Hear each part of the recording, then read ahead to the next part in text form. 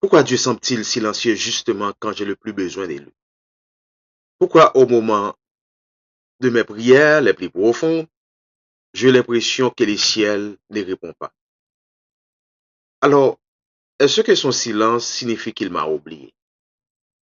Ou est-ce que ce silence cache une invitation à quelque chose de plus profond?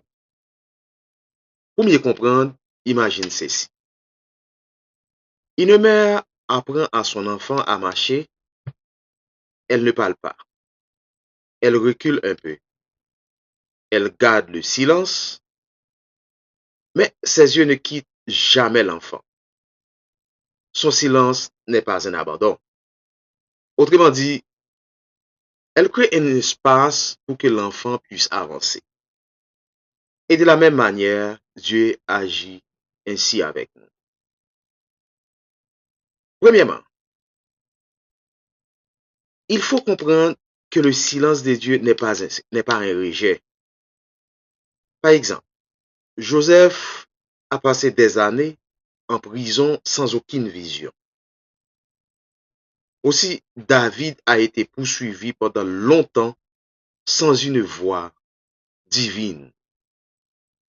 Pourtant, ce silence, dans ce silence, Dieu les préparait pour une mission plus grande.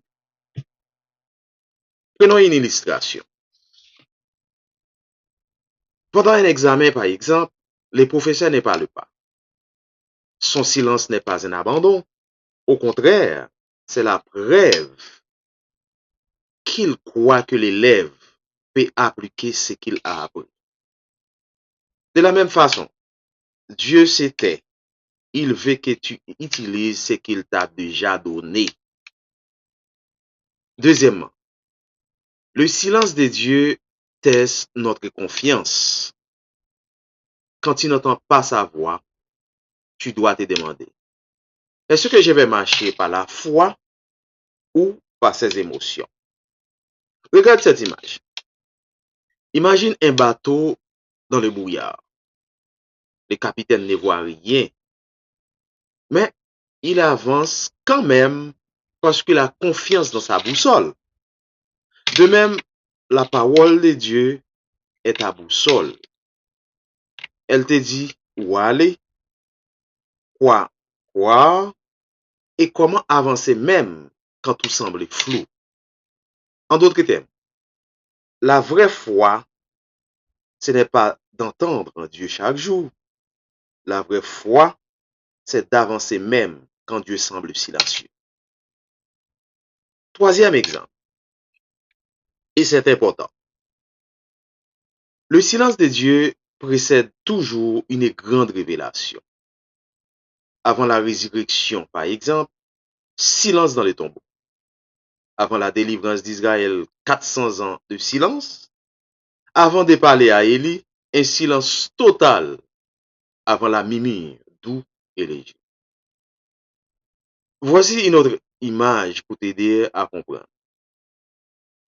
Une graine enterrée dans la terre vit dans un silence total. On n'entend rien, on ne voit rien.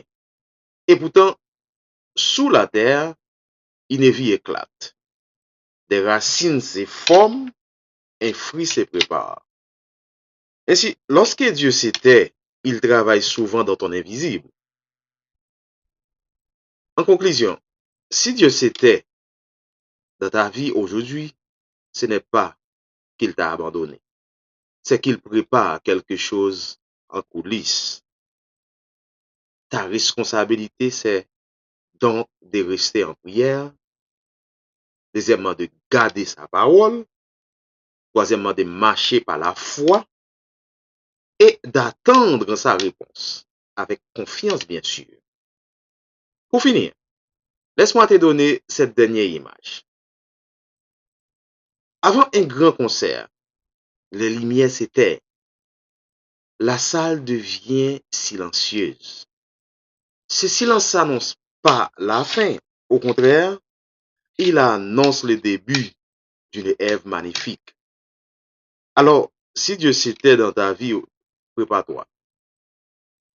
Ce n'est peut-être pas la fin de ton histoire, mais le commencement du chapitre le plus puissant que Dieu t'a réservé. Que Dieu te bénisse. Nous apprenons l'autre vidéo.